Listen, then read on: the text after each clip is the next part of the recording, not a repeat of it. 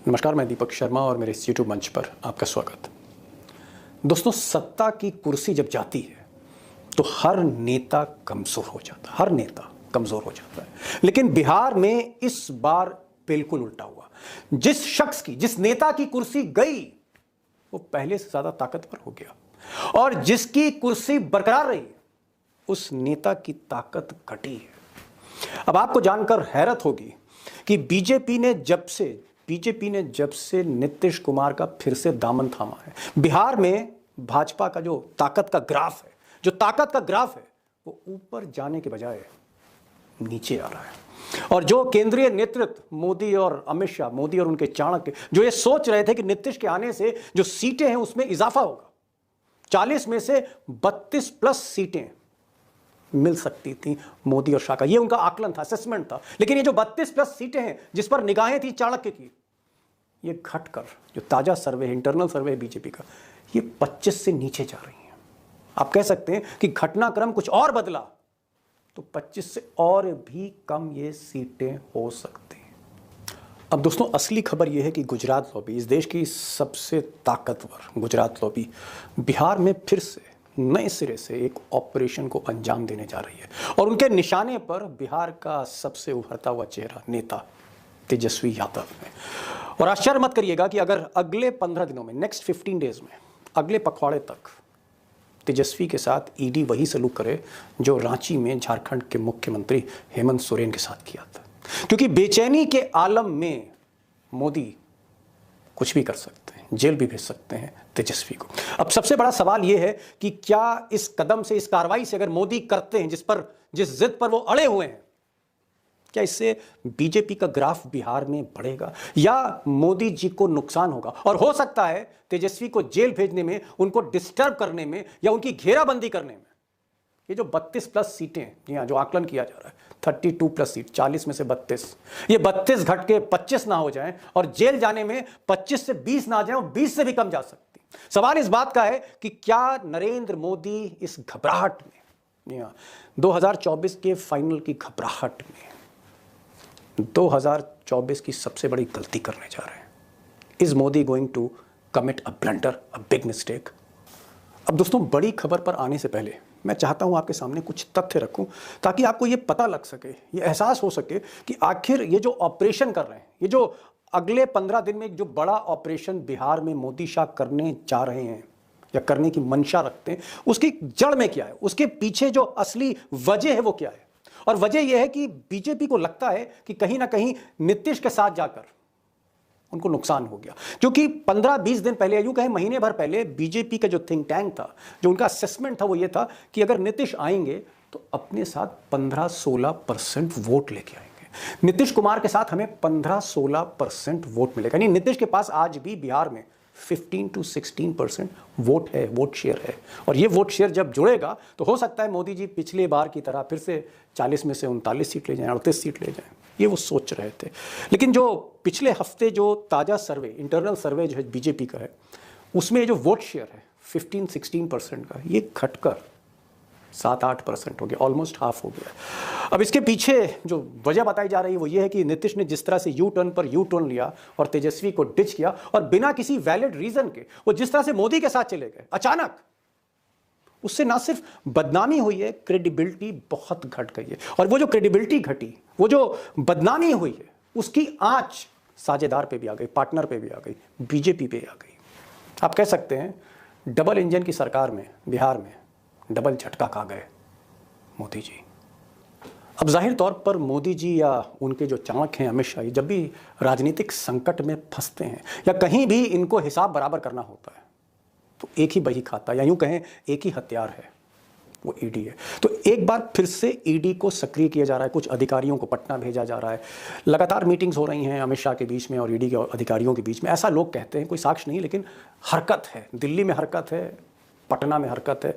और जिस तरह से पिछली बार 30 जनवरी को 8 घंटे की पूछताछ तेजस्वी यादव से की गई थी, 8 आवर्स की जो पूछताछ, इंटरोगेशन हुआ, उसके बाद में बहुत से ऐसे सवाल हैं कि दोबारा घेराबंदी ईडी करना चाहती है, सेकंड टाइम उनकी घेराबंदी करना चाहती, और उनको लगता है कि अगर तेजस्वी को डिस्टर्ब किया जाए तो आरजेडी डिस्टर्ब होगी, आरजेडी डिस्टर्ब होगी तो इंडिया अलायंस डिस्टर्ब होगी, और अगर इंडिया अलायंस का कुनबा बिखरता है तो फिर मैदान साफ है, मैदान आसान हो सकता है। तो ये एक स्ट्रैटेजी है, और उनको लगता है कि इस बार तेजस्वी यादव की जो घेराबंदी होगी कुछ वैसे ही होगी जो रांची में हेमंत सोरेन की गई थी।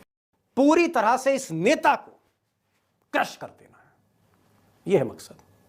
अब तेजस्वी का जो इंटरोगेशन हुआ था वो prevention of money laundering act PMLA में हुआ था। एक बड़ा सख्त कानून है जिसका खुलकर दुरुपयोग हो रहा है। हालांकि नीतीश कुमार जो साझेदार है, मुख्यमंत्री हैं मोदी जी के बिहार में, उनका कहना है कि तेजस्वी पर जो भी मामला है वो सब फर्जी है, फर्जी केस उन पर खोला गया। वैसे भी अगर आप चार्जशीट देखें सीबीआई की तो आपको पता लगेगा कि एक गड़ा मुर्दा, एक बहुत पुरानी फाइल जानबूझकर खोजी गई है कि तेजस्वी पर कोई केस बनाया जाए। मैं इस दौर में केस की क्या मेरिट और क्या डिमेरिट, बहरहाल जो बीजेपी की टॉप लीडरशिप है, यानी आप कह सकते हैं मोदी जी और कुछ हद तक शाह साहब और कुछ हद तक नड्डा साहब, ये जो बीजेपी की लीडरशिप है ये अभी भी ऑप्शंस जो है वो वे कर रही है। ये अभी भी विकल्प जो है वो सोच रही है कि जेल भेजना ठीक रहेगा, उसमें लाभ है कि क्या तेजस्वी जो इस वक्त सेंटर फिगर है अपोजिशन के बिहार में, अगर इनको जेल भेजा जाए या इनकी घेराबंदी हो, रोज इनको इंट्रोगेशन के लिए बुलाया जाए 5-5 घंटे 6-6 घंटे, तो क्या ये इंडिया अलायंस को, समूचे विपक्ष को डिस्टर्ब कर सकते हैं? कैसा हो सकता है? उसका लाभ बीजेपी को मिल जाए, एनडीए को मिल जाए, या फिर जेल भेजने से नुकसान है? अब बहरहाल जो भी है मोदी जी को डिसाइड करना है, फाइनल कॉल उनको लेनी है कि इसमें नफा नुकसान क्या होगा। हो सकता है कि ईडी तेजस्वी की घेराबंदी करके उनको कहीं ना कहीं ढील दे दे, या ये भी हो सकता है कि हेमंत सोरेन कर दे। बहरहाल जो भी है, मैंने आपसे पहले भी कहा कि ये डिसाइड आने वाले 15 दिनों में होगा, और हो सकता है आचार संहिता से पहले हो जाए। अब दोस्तों जो सवाल है, बिग क्वेश्चन है, वो ये है कि बिहार में होने क्या जा रहा है। क्या पिछले बार की तरह 40 में से 39 सीटें, 39 सीट्स आउट ऑफ 40, 40 में से 39 सीटें मोदी जी को फिर से मिल जाएंगी, नीतीश कुमार क्योंकि साथ आ गए, या नीतीश कुमार के साथ आने से नुकसान है क्योंकि तेजस्वी जो इस वक्त एकदम सामने खड़े हैं, तेजस्वी वर्सेस नीतीश कुमार या तेजस्वी वर्सेस मोदी, जो भी आप समझ लीजिए बिहार में, जहां तेजस्वी की लोकप्रियता, शोहरत, ताकत बढ़ रही है, क्या तेजस्वी अगर अलग लड़ते हैं, मजबूती से लड़ते हैं, तो ये सीटें घटेंगी? और अगर एक्शन लिया जाए तो उसका नतीजा क्या होगा? क्या होने जा रहा है? क्या बीजेपी पुरानी परफॉर्मेंस रिपीट करेगी या एक नया चैलेंज है बिहार का? और बिहार की जो रणभूमि है महाराष्ट्र और बंगाल और कर्नाटक की तरह एक बहुत बड़ा सवाल है मोदी जी के लिए, जिसकी वजह से मोदी जी कहीं ना कहीं बेचैन है। तो क्या होने जा रहा है? बिग क्वेश्चन, क्योंकि फाइनल 2024 में बिहार का एक बड़ा रोल होगा इस बार, ये मैं आपको बता रहा हूं। सीटें जितनी भी हैं, रोल एक बड़ा है। अब बिहार की ये जो तस्वीर है, क्या तस्वीर बिहार की बनेगी, इसको जानने के लिए, भीतर तक इसको समझने के लिए, आज बिहार के एक बड़े महारथी पत्रकार, एक बड़े दिलेर पत्रकार, एक बहुत ही बेबाक पत्रकार, जो लालू यादव को भी जानते हैं, नीतीश कुमार को भी जानते हैं, तेजस्वी को भी जानते हैं, सबको आगे बढ़ते हुए देखा है। लालू की राजनीति, नीतीश की राजनीति, भाजपा की राजनीति, कन्हैया बेलारी, खुलकर बोलते हैं, दबंग बोलते हैं। आप इनको बिहार का शेर बोल सकते हैं पत्रकारिता का, और आज के तारीख में किसी से दबते नहीं है। जो इनकी एनालिसिस है उसको समझना दोस्तों जरूरी है, पिक्चर क्लियर होगी। ज्यादा वक्त नहीं लूंगा, चलते हैं कन्हैया बेलारी के पास। कन्हैया साहब, जो पहला सवाल, माय फर्स्ट क्वेश्चन कन्हैया साहब, ऐसा कहा जा रहा है दिल्ली में, पाटलिपुत्र के बारे में इंद्रप्रस्थ कह रहा है कि कहीं ना कहीं समवेयर जो मोदी जी को उम्मीद थी, जो अमित शाह को उम्मीद थी, उनके चाणक्य को, कि जब नीतीश आएंगे तो पिछली बार की तरह होलसेल सीटें मिलेंगी, होलसेल। पिछली बार 40 में 39 ले गए थे, लेकिन अब उनको ऐसा लगता है कि नीतीश जी की बड़ी बदनामी हुई है जो इन्होंने यू टर्न लिया है, और कहीं ना कहीं एक क्रेडिबिलिटी क्राइसिस के दौर से नीतीश गुजर रहे हैं, और जेडीयू और आरजेडी को जो तोड़ना था, इसका लाभ तेजस्वी को मिल रहा है।